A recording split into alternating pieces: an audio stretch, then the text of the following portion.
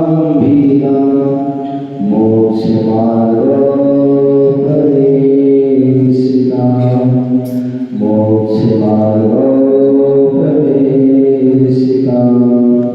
बुलंदर सिद्ध प्रतिष्ठी भगवान की झांसी वाला। आपको पता होगा सिद्ध भगवान कहाँ रहते हैं? कहाँ पर? सिद्धालय। और सिद्धालय कहाँ पर कौन से लोक में है? सिद्धालय कौन से लोक में है? पूर्ण लोक में। पूर्ण लोक के पूर्ण भाग में है। और हम सभी को कहाँ जाना है? कहाँ जाना है? पूर्ण लोक में जाना है। तो सबके हाथ कहाँ होना चाहिए? ऊपर। ठीक है, सबके हाथ ऊपर। भगवान की तुलसीदास पार्षद भगवान की शासनाय भगवान महावीर स्वामी परम पूज्य आचार्य भगवान श्री कुंद महाराज की परम पूज्य आचार्य भगवान विलास महाराज की परम पूज्य भट्टाचार्य आचार्य श्री सुख सागर महाराज की अहिंसा विश्व धारण की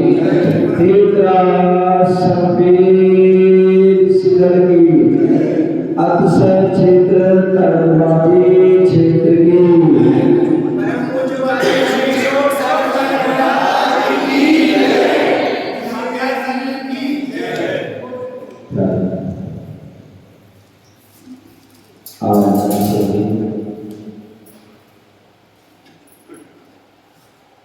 भारत देश और जिसमें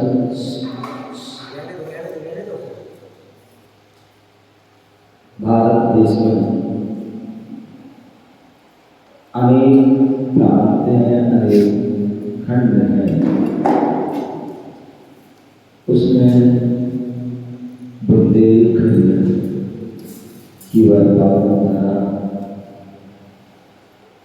और बुंदेलखंड का जो है मुख्य द्वार झांसी।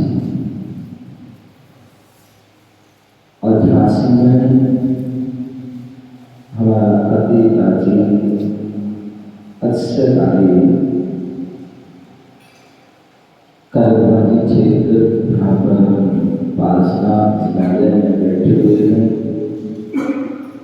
और यह क्षेत्र यह स्थान ऐसा अक्षरकारी स्थान है केवल झांसी ही नहीं, झांसी के आसपास में पूरे देश और देश क्या प्रदेश में भी इसकी कीर्ति, इसका यश चारों ओर फैल रहा है। ऐसा है अक्षर करवानी जिसमें बचपन से जो है कई बार यहाँ का आना हुआ है। और साधु अवस्था में भी कई बार यहाँ पर जो है आए हैं। और जब भी साइड आते हैं एमपी में बुंदेलखंड आते हैं तो निश्चित लगभग हर बार जो है यहाँ की चिंता में पार्श्वनाथ का ऐसा गुरुत्वाकर्षण है कि आदमी यहाँ पर खींच लेते हैं। और मैं चला करता हूँ और भगवान के दर्शन करके अनुभूत होता हूँ। भगवान महावीर स्वामी का शासन चल रहा है। भगवान महावीर की जो देशना हुई वही देशना वही वाणी जिन वाणी के रूप में हम सभी को प्राप्त है। और वही जिन वाणी का हम रसमान कर रहे हैं। हमारे भगवान की तो कृपा हुई, गणधरों की कृपा हुई और गुरुओं की कृपा हुई, तभी आज हमें इतने सारे जो है शास्त्र आगम ग्रंथ हमें पढ़ने को मिलते हैं। जिनमें आचार्य कुंद स्वामी की भी असीम कृपा रही, जिन्होंने हम सभी पर बहुत बहुत उपकार किए। ऐसे मुनि गोस्वामी जिन्होंने 84 पाहुड़ लिखे। कितने? 84 पाहुड़। उन 84 पाहुड़ में एक बहुत सारे ग्रंथ हैं, चाहे वो समय सार, नियम सार, प्रवचन सार आदि। और उन ग्रंथों में एक रैन सार नाम का ग्रंथ है। और रैन सार ग्रंथ वह ग्रंथ है जिसमें श्रावक और मुनि दोनों का जो है कथन एक ग्रंथ में, उसका जो है एक ग्रंथ में पूरा उल्लेख है। वैसे तो अनेक अनेक आचार्यों ने श्रावक और मुनियों के बारे में बताया, क्योंकि ये वाणी भगवान की जो वाणी थी, तो जब उनसे पूछा गया कि वह मोक्ष मार्ग क्या है, तो उन्होंने बताया कि जो मोक्ष मार्ग एक श्रवण मार्ग है, उसका रास्ता, और एक श्रावक मार्ग है। श्रावक का जो मार्ग है वह परंपरा से मोक्ष मार्ग है, और जो साधु का मार्ग है वो साक्षात मोक्ष मार्ग है। जैसे नमन भाई, आपको जो है दिल्ली जाना है, और दिल्ली जाना है, मुझे भी दिल्ली जाना है। पहले कौन पहुंचेगा? हाँ, यदि जो है संसार की यात्रा करना है, उसमें जो है पहले तुम पहुंचोगे। सचिन भाई, संसार की यात्रा करना है, देखिए इनको देखिए, मुझे भोपाल से आने में लगभग 2 महीने लगे, और ये एक दिन में भोपाल से आ गए हैं। अगर एरोप्लेन से आते 1 घंटे में भी आ जाते। तो संसार की यात्रा करना है तो ये आप लोग जल्दी पहुंच जाते हैं, पहुंचते नहीं हो? कोई ट्रेन में बैठा, कोई बस में बैठा, कोई प्लेन में बैठ जाता है और पहले पहुंच जाता है, और हम लोग लेट पहुंचते हैं। क्या होते हैं? लेट पहुंचते हैं। लेकिन मोक्ष मार्ग की यात्रा करना है, मोक्ष जो सिद्धालय में प्रवेश करना, सिद्धालय के लिए गमन करना है, वहां पहुंचना है, सिद्ध अवस्था को प्राप्त करना है, तो उसमें हमारी गाड़ी आगे जाएगी। तुम्हारी मुनि जो गाड़ी है, मुनि एक्सप्रेस है, मुनि जो है वह पहले वहां पहुंचेंगे, और बाद में जो है परंपरा से श्रावक। तो कहने का तात्पर्य कि हमारे अनेक हमारे भगवंतों ने दोनों ही बताए मार्ग बताए, एक श्रावक मार्ग, एक श्रवण मार्ग। और उसी बात के लिए आचार्य भगवंतों ने उनका वर्णन किया, उनकी दोनों की चर्या के बारे में वर्णन किया। बोले श्रावक कौन, मुनि कौन? तो उनकी चर्या के लिए आचार्य भगवंतों ने एक एक मुनियों की चर्या के लिए मूलाचार, भूपतिया, आदि जो है आदि बहुत सारे ग्रंथ, और श्रावकों की जो है चर्या का वर्णन करने के लिए आचार्य भगवंतों ने श्रावकाचार लिखे। और वो भी एक नहीं, 2 नहीं, बोले 36 प्रकार के श्रावकाचार लिखे। श्रावकाचार संग्रह जो 5 भागों में छपा हुआ है। लेकिन आचार्य कुंडल स्वामी ने, उन्होंने आज की स्थिति को जाना होगा कि हमारे जो श्रावक होंगे, ग्रस्त होंगे, वो इतने बिजी होंगे, इतने व्यस्त होंगे कि उनके पास समय ही नहीं है। क्या उनके पास समय नहीं रहेगा कि वो अनेक अनेक ग्रंथ पढ़ लें? तो क्या करें? उन्होंने सार नाम का ग्रंथ लिखा, और उस ग्रंथ में दोनों का वर्णन कर दिया, मुनियों का भी वर्णन कर दिया और श्रावक का भी वर्णन कर दिया। बोले श्रावक कौन, मुनि, कौन? हमारे यहाँ मैं भाई हमारे यहाँ व्यक्ति विशेष की पूजा नहीं, अन्य धर्मों में तो व्यक्ति विशेष की पूजा है, लेकिन जैन धर्म एक ऐसा अद्भुत धर्म है कि जहाँ पर व्यक्ति विशेष की नहीं, अपितु व्यक्ति के अंदर जो गुण है उन गुणों की पूजा होती है। वंदे तद्गुण लब्धि, जो उनके अंदर गुण है उनकी पूजा, उनके लिए वंदना किया, उनके लिए नमस्कार किया जाता है। इसलिए जो है यहाँ होता है जो गुणों से संपन्न उसको ही वंदना है, संयमी की वंदना है, असंयमी की वंदना नहीं है। गुणवान व्यक्ति की ही जो है आराधना है, अगुण की जो है आराधना नहीं है। इसलिए आचार्य गोस्वामी ने दोनों का श्रावक धर्म का वर्णन किया, मुनि धर्म का भी वर्णन किया। बोले श्रावक कौन, बोले मुनि कौन? केवल अपने नाम के आगे दिया फलाने फलाने श्रावक श्रेष्ठी, श्रावक श्रोमणी, श्रावक एक, श्रावक दो, श्रावक दो, इतनी महत्व से आप श्रावक नहीं हो सकते। फिर कैसे श्रावक होंगे? जब तक श्रावक के गुण आपके अंदर नहीं होंगे तब तक आप श्रावक नहीं हो सकते। बोले श्रावक कौन, श्रावक के क्या गुण है, क्या गुण है? तो आचार्य भगवान बता रहे हैं श्रावक कौन? हमारे पंच परमेष्टि हैं। क्या है? पंच परमेष्टि हैं। और पंच परमेष्टि कौन से हैं भैया? खड़े हो जाए क्या? पंच परमेष्टि कौन से हैं? कितनी हैं? सिद्ध आचार्य उपाध्याय, श्री आनंद जी, सिद्ध जी, श्री आचार्य उपाध्याय जी, सर्वसारी, ये पंच परमेष्टि हैं। और इन पंच परमेष्टि हमारे पूजनीय वंदनीय हैं। पंच परमेष्टि क्या है? पूजनीय वंदनीय है। क्यों? क्योंकि गुणों से संपन्न है। यदि गुण नहीं है, यदि गुण नहीं है तो वह पूजनीय नहीं है। इसलिए हमारे यहाँ पंच परमेष्टि के मूल को गए अनंत के कितने प्रीति खड़े रहे, प्रीति पंच परमेष्टि के मूल कितने मूलों से हैं?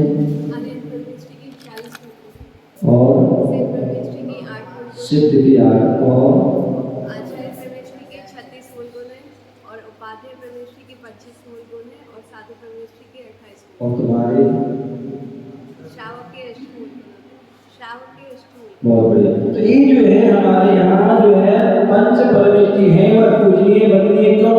क्योंकि वो जो है, क्योंकि वो क्या है? गुणों से संपन्न है। अनंत परमेष्टि जो 40 गुणों से संपन्न है, सिद्ध परमेष्टि 8 गुणों से संपन्न है, आचार्य परमेष्टि 36 गुणों से संपन्न है, और उपाध्याय 25 गुणों से पूर्ण से संपन्न है, और साधु परमेष्टि 28 गुणों से संपन्न है।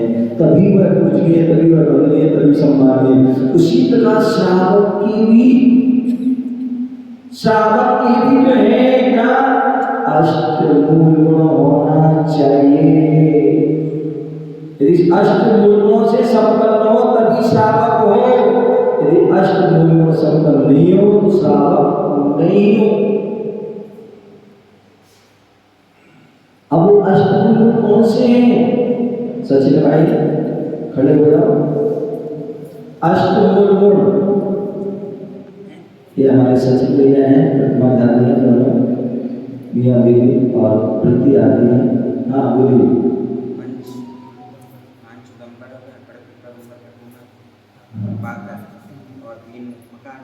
पांच उदंबर फल, 3 मकार। 5 उदंबर फल जो है बड़, पीपल, उमर, कटुमर, पाकर, के 5 फल होते, छोटे फल होते हैं। इनको फूलने में अनेक प्रकार के जीव उत्पन्न होते हैं। ऐसे उन फलों का आजीवन के लिए त्याग होना चाहिए। और 3 मकार, क्या? 3 मकार शराब, शहद और मांस, अंडे आदि का त्याग, जिनमें असंख्यात जीवों की जो है घात कर ऐसे वह अष्टमूल है अथवा आचार्य और भी हमारे आचार्य में थोड़ा थोड़ा भेंट करके जो है आज गुरु बताए। समुद्र भक्त स्वामी ने 5 बात का त्याग, 3 मकान का त्याग, आचार्य सोमदेव स्वामी आचार्य हरि आचार्य जो है आशा जी ने भी बताया 5 का 3 मकान, देवी देव दर्शन करना, जीव दया का पालन करना, पानी छान देना, रात्रि भोजन का त्याग। ये जो हमारे जैसा के अष्टगुण गुण है और ये अष्टगुण संपन्न है, वही श्रावक है, वही श्रावक है। उसी प्रकार जो है 28 गुण है, ये सब हमारा श्रावक है तो अष्टगुण संपन्न। आचार्य स्वामी क्या कह रहे हैं? बोले कौन श्रावक है? अरे श्रावक नहीं, अरे जो है आचार्य ने व्यवस्था श्रावक कौन? एक आचार्य बोल रहे हैं श्रावक 3 शब्द से बना हुआ श्रावक, जो 3 शब्द से बना है श्रावक का, ये श्रावक श्रासी श्रद्धावान, वासी विवेकवान, काशी क्रियावान। जो श्रद्धावान है, विवेकवान है, क्रियावान है, वो ही सच्चा श्रावक है। यदि 3 गुण नहीं है तो क्या आप जो है श्रावक नहीं हो सकते। अष्टमूल गुणों का पालन कब कर पाओगे? अष्टमूल गुणों का पालन कब कर पाओगे? जब श्रद्धा होगी, विवेक होगा, क्रिया होगी, तभी कर पाओगे। नहीं कर पाओगे तो श्रद्धा का होना भी जरूरी है। आप खूब पूजा कर रहे हैं, खूब पाठ कर रहे हैं, खूब स्वाध्याय कर रहे हैं, खूब जाप कर रहे हैं, खूब तपस्या कर रहे हैं, लेकिन श्रद्धा नहीं है तो सब व्यर्थ है, शून्य है। जैसे अकेले जीवों की कोई कीमत नहीं होती है, उसी प्रकार अकेले क्रिया की भी कोई कीमत नहीं होती है, अकेले ज्ञान की भी कोई कीमत नहीं होती जब तक श्रद्धा नहीं। तो श्रद्धा का होना दूसरे विवेक भी होना चाहिए, क्योंकि यदि विवेक होगा तभी तो श्रद्धा हमारी मजबूत हो पाएगी, श्रद्धा हमारी अखंड रह पाएगी, श्रद्धा हमारी स्थिर रह पाएगी। अन्यथा श्रद्धा हमारी कभी भी हो जाता है। आप देखिए आप लोगों की श्रद्धा कैसी है? कांच के टुकड़े की समान, थोड़ा सा चौका लगानी और कांच चकनाचूर हो जाता है। हालांकि हमारी श्रद्धा कांच की तरह नहीं, अपितु हमारी श्रद्धा तो मेरू के समान होनी चाहिए। जैसा सुमेरु होता है, मेरू भगवान का से वो कैसा है? अचल है, स्थिर है, कभी भी चलायमान नहीं होता है। कितनी भी आंधी जाए, कितनी भी तूफान, कितना भी कुछ हो जाए, प्रलय जाए, लेकिन वो चलायमान। ऐसी ही हमारी श्रद्धा चलायमान नहीं होना चाहिए। अन्यथा हमारा काम बन गया तो श्रद्धा है, और काम नहीं बना तो हमारी श्रद्धा चली जाती है। तो श्रद्धा को मजबूत करना है तो जो है आपको विवेक भी होना चाहिए। विवेक कब होगा? जब ज्ञान होगा। आपने सुना होगा तत्वासु मोक्ष शास्त्र आचार्य स्वामी के द्वारा ग्रंथ लिखा। मोक्ष शब्द पर उन्होंने पूरा ग्रंथ लिख दिया, 10 अध्याय लिख दिए, 357 आदि सूत्र लिख दिए। ऐसे उस मोक्ष शास्त्र में किसी ने पूछा कि मोक्ष मार्ग क्या है? आप मोक्ष का जो शास्त्र बता रहे हैं, मोक्ष कैसे पहुंचेंगे? मोक्ष का मार्ग क्या, मोक्ष का रास्ता क्या है? तो आचार्य उमा स्वामी विराज ने पहला सूत्र दिया। आज जोड़िए, क्या बोला? सम्यक दर्शन ज्ञान चारिता की मोक्ष मार्ग। ये सूत्र मोक्ष मार्ग क्या है? बोले सम्यक दर्शन, सम्यक ज्ञान, सम्यक चारित्र, तीनों की एकता ही मोक्ष।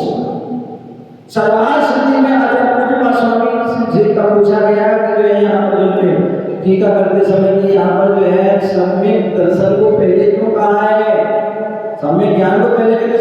सूत्र है, सूत्र में छोटे अक्षर में लिख दिया थे। तो उन्होंने कहा कि सम्यक दर्शन को पहले से देखा है, क्योंकि श्रद्धा का विषय है। श्रद्धा का विषय, श्रद्धा होगी तभी ज्ञान की कीमत है, तभी ज्ञान पूजनीय है, तभी चारित्र पूजनीय है। श्रद्धा नहीं है तो कुछ भी नहीं है। इसलिए श्रद्धा को पहले देखा, फिर ज्ञान को लिखा, फिर चारित्र को बोले ज्ञान, बोले ज्ञान को बीच में रखा, ज्ञान को बीच में रखा। क्यों? ये अम्मा लोग बैठी है, देखो अम्मा सुन रही हो, अम्मा सुन रही हो। पहले का जो क्या होता था जमाने में, लाइट नहीं होती थी। बस ये तो यूपी की लाइट का पता नहीं रहता कब चली जाए कब आ जाती। तो पहले क्या होता था, लाइट नहीं होती थी पहले, तो उस समय क्या करते थे, दिया क्या जलाते थे, दिया जलाते थे। और इतने पहले संपन्न में नहीं लोग थे कि अनेक दीपक जला दें। पहले तो एक दीपक जला, वो भी थोड़ा बीच में गिरा देते थोड़ा, लेकिन आज तो लाखों दीपक जल जाते हैं।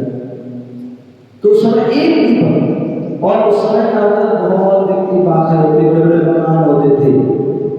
एक दीपक क्या करते थे, कहाँ रखते थे, कहाँ रखते थे? अब जैसे मान लीजिए कारोबारी क्षेत्र है, मान लीजिए लाइट चली जाए तो क्या करोगे, एक दीपक रख दोगे वहां पर, वहां पर देहरी पर क्या रखोगे, मध्य दीपक छिड़का जाता है, देहरी पर रख दोगे तो क्या होगा, बाहर भी उजाला अंदर भी होगा नहीं, ये होगा ना। तो इसलिए ज्ञान को बीच में रखा गया है कि ज्ञान सम्यक जो है ज्ञान होगा तो इससे हमारे सम्यक दर्शन की रक्षा होगी, और सम्यक ज्ञान होगा तो सम्यक जो है चारित्र की भी रक्षा होगी। इसलिए इसको बीच में रखा।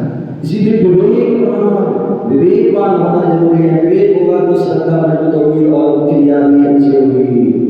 तो इसलिए विवेक और क्रियावान, ये हमारे पंडित जी, नवल जी, भैया शास्त्री जी, शिष्टाचार्य जी, ब्रह्मचारी जी, इतने बड़े हो गए कि नाम से बड़ा होगा कि ले पूरा नाम ही तो प्रवचन हो जाएगा, नहीं तो पहले कैसे देखे जाएगा 2005 में पहली बार।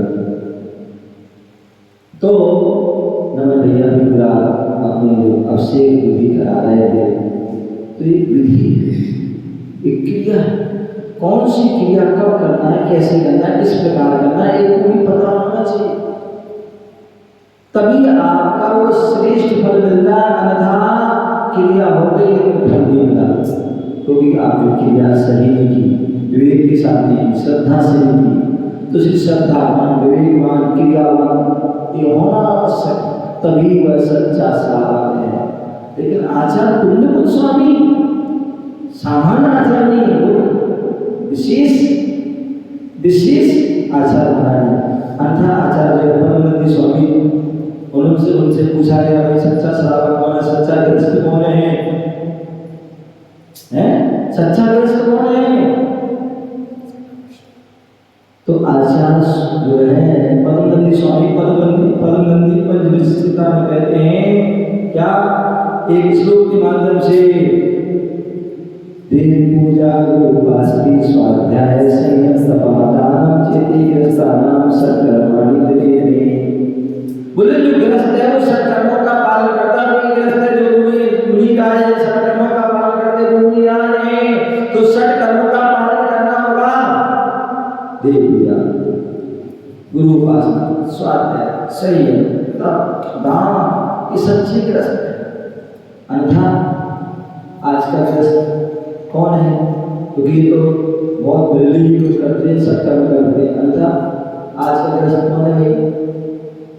किसी ने पूछा, कुछ काफी लोगों ने पूछा, बोले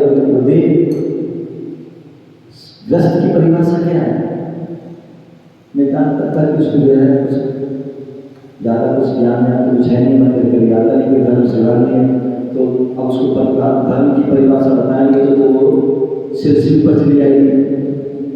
तो मैंने उसी की भाषा में उसको परिभाषा बोल दी, आज की नवियों की परिभाषा। बोले गृहस्थ कौन?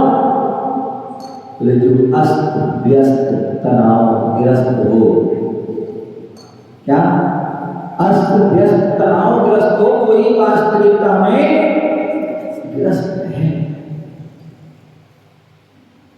क्या है? जो अस्त व्यस्त तनावग्रस्त है वही वास्तविकता में ग्रस्त। आइए ना, आज हमारी सारी क्रियाएं क्या हुई? क्या हुई? अस्त व्यस्त।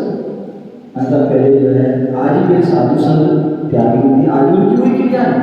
सुबह उठना, अपना स्वाध्याय करना, सामना करना, प्रतिगण करना, अपनी स्तुति वंदना करना, एक उनकी जो है क्रिया है।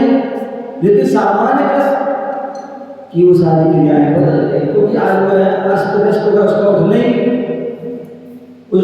के समय बदल गया, सोने का समय बदल गया, खाने पीने का समय बदल, सब कुछ बदल गया है।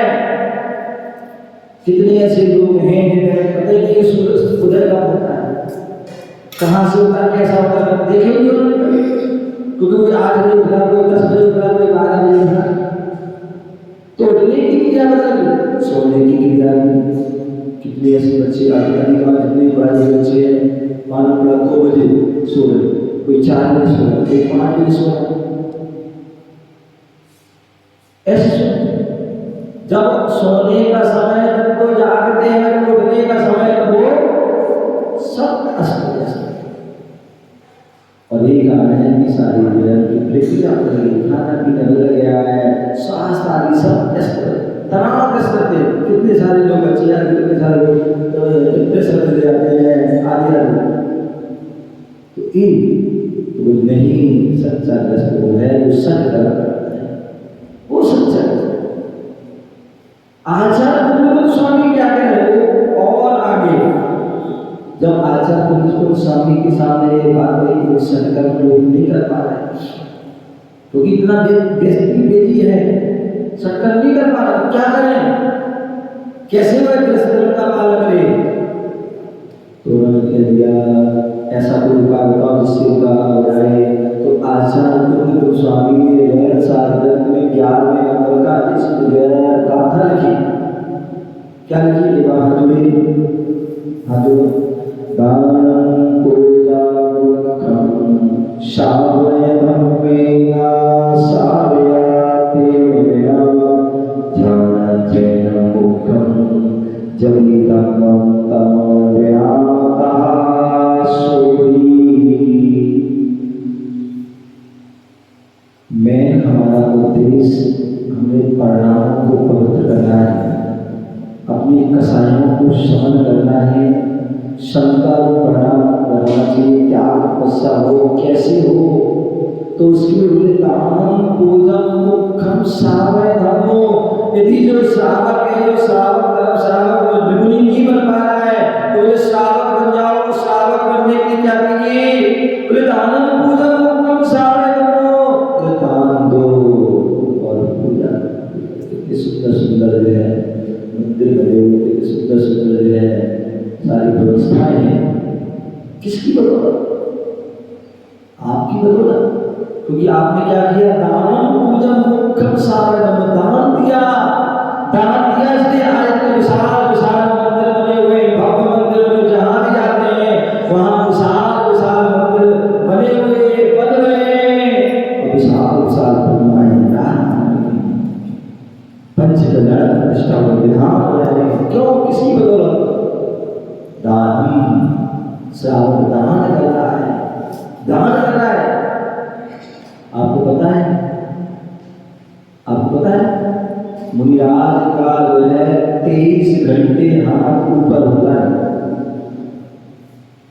23 घंटे हाथ ऊपर करता है, और श्रावक का 23 घंटे नीचे रहता है। लेकिन 1 घंटे के लिए श्रावक का हाथ ऊपर हो जाएगा और मुनि का नीचे हो जाता है। ये दान की महिमा है। बोले दानं पूजन मुखम, सब बोले श्रावक हैं और ग्रस्त अवस्था में रह करके अनेक प्रकार के पाप होते हैं। आरंभ साधक होता है, उन पाप को धोने के लिए क्या करो? क्या करोगे? जैसे आपके कपड़े गंदे हो गए, क्या हो गए? कपड़े गंदे हो गए, और कपड़े गंदे हो गए तो उनको धोने के लिए क्या करते हो? किसका सहारा लेते हो? अब साबुन में पानी का सहारा, क्योंकि पानी नहीं है तो साबुन कुछ नहीं कर पाएगी। क्या साबुन या सर्फ सोडा जो भी है वो कुछ पानी होगा तभी काम कर पाए, पानी नहीं है तो कुछ भी काम। तो मेन पानी से जो है हम उसको गंदे कपड़े को धोते हैं। उसी प्रकार हमारे जो है सत्कर्म, जो हमारे जो वाग्रस्त अवस्था में जो है रहने से, आराम साराम करने से, तो क्या होगा? जो कर्म बनते हैं उन कर्म को धोने के लिए इसकी दानम पूजम मुखम सागर, दान दीजिए, एक सावक का धर्म है। और पूजा कीजिए, क्या कीजिए? कुछ अन्य काम कीजिए लेकिन पूजा जरूर कीजिए, भले एक पूजा करो। और हमारे कहावत है ना, पूजा तीन प्रकार की है, पूजा तीन प्रकार की, छोटी बड़ी मझोल, जैसा समय हो वैसे पूजा जरूर करो। कुछ करो या ना करो लेकिन डेली कुछ ना कुछ दान जरूर करो, तभी आप श्रावक को पता, आप श्रावक कहलाने के अधिकारी। और दान पूजा करोगे उससे आपके परिणाम भी मिल रहेंगे, विशुद्ध होंगे, और उससे ही हमें परंपरा से मुक्ति की प्राप्ति होगी। जो दान देते हैं, वो जो दान देते हैं वही आगे चलकर उनको भी दान मिलता है। दान को देने का स्वभाव। तो श्रावक की बताया, श्रावक कौन है? वो दान देगा, वो पूजा। मुनि कौन? जब श्रावक की परिभाषा तो मुनि की भी परिभाषा होनी चाहिए। क्या केवल नग्न हो गए तो मुनि हो गए क्या? बोले नहीं। मुनि कौन? बोले जो ध्यान छयनम मुखम जदीदम गोतम प्रयास हुई। बोले मुनि की शोभा कब है, मुनि का सम्मान कब है, मुनि पूजनी बंदनी का? बोले ध्यान छयन, ध्यान और अध्ययन। ध्यान करेंगे और अध्ययन करेंगे। ध्यान और अध्ययन दोनों एक दूसरे के पूरक हैं। जहाँ ध्यान होगा वहाँ अध्ययन होगा, जहाँ अध्ययन होगा वहाँ ध्यान होगा, और दोनों के होने से जो हमारे परिणाम पवित्र होंगे, तभी हमारा मोक्ष द्वार खुलेगा, तभी हम मोक्ष की ओर अग्रसर होंगे, तभी हम सिद्ध अवस्था को प्राप्त होकर अपनी आत्मा का निर्णय करेंगे। समय अपनी ओर बढ़ रहा है और फिर ध्यान करके भी आए हैं। तो हम सभी जो है अपने जो अच्छा है हम मुनि बन सकते हैं, और मुनि करके साथ मुनि बन के साधना करके तपस्या करके अपनी आत्मा का लड़ रहे हैं। और जो मुनि भी बन सकते हैं तो कम से कम श्रावक बन करके मुनियों की चर्या में सम्मिलित होकर के मुनियों के पीछे पीछे चल करके अपनी जो है श्रावक धर्म का पालन करके अपनी परंपरा से मुक्ति को प्राप्त करके जीवन को शेष बनाए। इसी भावना से जय बोलो महावीर भगवान।